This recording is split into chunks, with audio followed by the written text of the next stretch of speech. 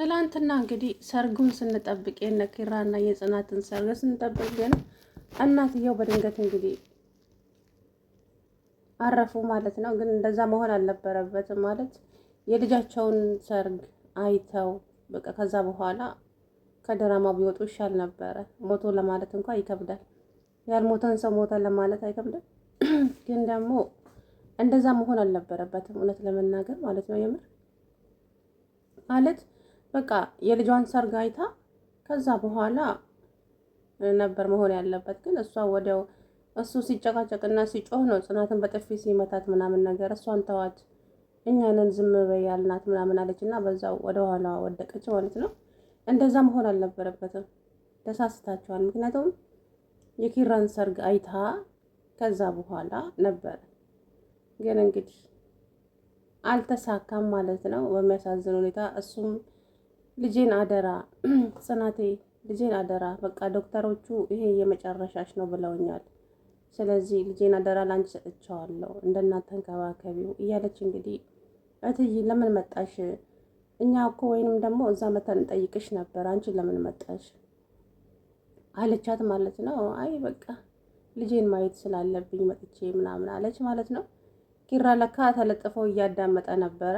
እሷ ኪራን አደራ ስትሰጠው ለጽናት አደራ ስትሰጥ ማለት ነው። አዳምጠ እያንዳንዷን ሰምቻለሁ እማዬ ምንድን ነው ሆንሹ ምንሽን ነው ያመመሽ እያለ እንግዲህ ሲጮህ ኪራ ተረጋጋ ምናምን አለች። ጽናት ረፊ እዚህ ውስጥ እንዳትገቢ አላት። ጽናትን እንግዲህ የንዴት ማብረጃው ልክ የታወቀ ነው።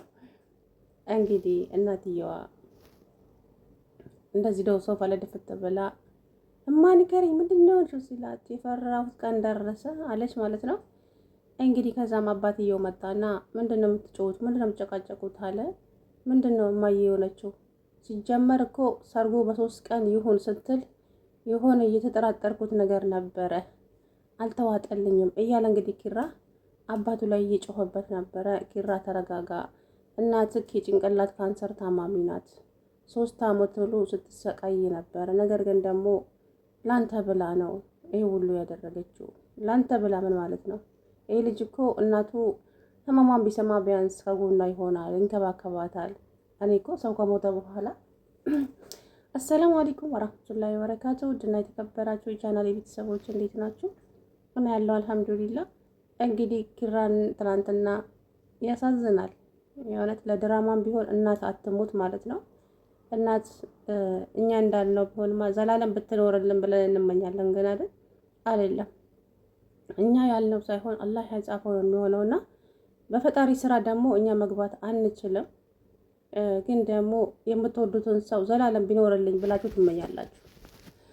ያ ማለት የፈጣሪን ስራ ነካን ማለት ነው። ስለዚህ ያመጣውን ተመስገን ብሎ መቀበል ነው ማለት ነው። እንግዲህ ያው ለድራማም ቢሆን እናት አትሙት እውነት ለመናገር ማለት ነው። እናት ለዘላለም ትኑር። የእናትን ጠባሳ የሚያውቀው ያውቀዋልና እንግዲህ ኪራ ትናንትና ሁሉንም ነገር ሰማ። ሰርጋቸውን እንግዲህ ሰኒም ክብሮምን ከክብሮም ጋራ የኪራ ሚዜ ሊሆኑ እየተመካከሩ ነበረ።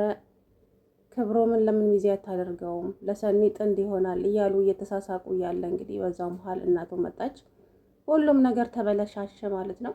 እንግዲህ ኪራ ይሄንን እኮ ነው ያለው እኛ ከመጀመሪያው ነው። ይሄ ልጅ ከመጀመሪያው ቢነገረው ኖሮ ትናንትና እንደዚህ አይሆንም ነበረ። በድንገት አስባችሁታል?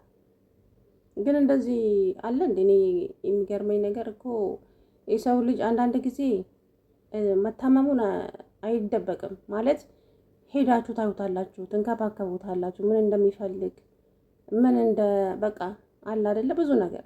ግን ሰው ከሞተ በኋላ እኔ ቢነገረኝ ምን ያደርግልኛል? እሺ የዘላለም ጠባሳ ነውና የተዳፈነ እሳት ሆኖ ይቀመጣል ውስጣችሁ ማለት ነው።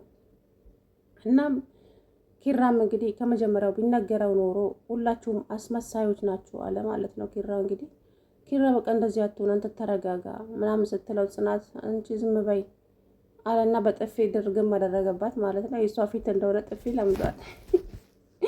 ምስኪን ጽናት ግን የእውነት እኔ ካሜራማኑንና ዳይሬክተሮቹን የምር በጣም ነው ማከብራቸው ማለት ማደንቃቸው።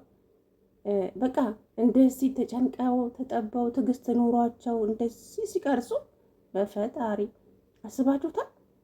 ይሄ ደግሞ የገረመኝ የጥቁር ልብሱ አዘጋጅተው ነው እንዴ ነው ይሰጣቸዋል መሰለኝ፣ ይከራያሉ መሰል። እንግዲህ መራዊትም እቴቴን እኔ እንደገደልኳት እቆጥራለሁ። አንድ ቀን እንኳን ሄጄ ምን ትፈልጊያለሽ እግዚአብሔር ይማርሽ እንኳን ብዬ ሳልጠይቃት እሷ ለእኔ ብዙ ነገር ሆናለች። እኔ ግን የእሷን ውለታ አንድም አልመለስኩም እያለች እንግዲህ መሮ እያለቀሰች ትገኛለች ማለት ነው። ስቅስቅ ብላ ነው የምታለቅሰው ማለት ነው። እንግዲህ ጽናትም ኪራ 3 ቀን ሙሉ ምግብ ሳይበላ በር ዘግቶ ይጮሃል፣ ያለቅሳል። እናቴን እኔ ነኝ የገደልኳት፣ እናቴን እኔ ነኝ የገደልኳት፣ እሷ የምትለኝን በሰማ ኖሮ እያለ እንግዲህ ማለት አሁን እያለ ያለው በሰዓት አግባ።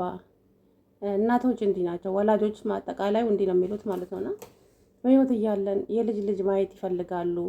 እንደዛ ነገር እንደዛ ይላሉ ማለት ነው። እኛ በህይወት እያለን አግቡ፣ ውለዱ፣ የልጅ ልጅ ማየት እንፈልጋለን ይላሉ ማለት ነው። እና እንግዲህ ኪራም እንደዛ እያለችው ስለነበረ ያ ነገር አሁን ጸጸት ሆኖበታል ማለት ነው። አሁን እንግዲህ ቢዘለል ቢፈጥረጥ አይገኝም፣ አመልጣለች ማለት ነው። ግን ደግሞ እሱ እኮ ብሏል የሆነ የተደበቀው ነገር እንዳለ እኮ ውስጡ በተደጋጋሚ እየነገረው ነው ኪራ ማለት ነው። ግን ያው ይህንን ነገር ማን ደፍሮ ይንገረው?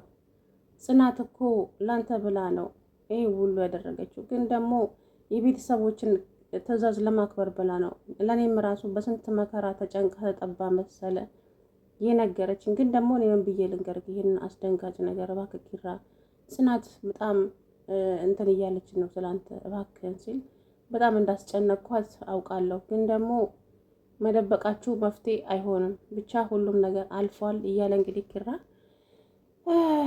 ብቻ ከባድ ነው የምር። አባትየውም እንግዲህ ለሰርግ የታዘዘው ጤፍ ተፈጭቶ የወፍጮ ቤቱ ሰውዬ ደውሎለት የወፍጮ ቤቱ አለቃው ባለቤቱ ለቅሶ ደርሷል አለ።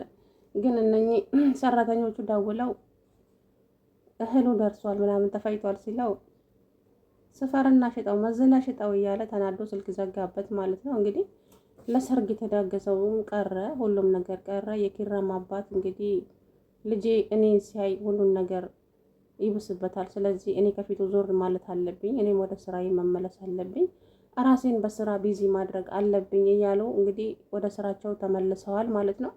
ኪራም እንግዲህ አባቱ ጋር አልተገናኘም። አባቱ ላይ በጣም ተናዷል፣ በጣም ማለት ነው።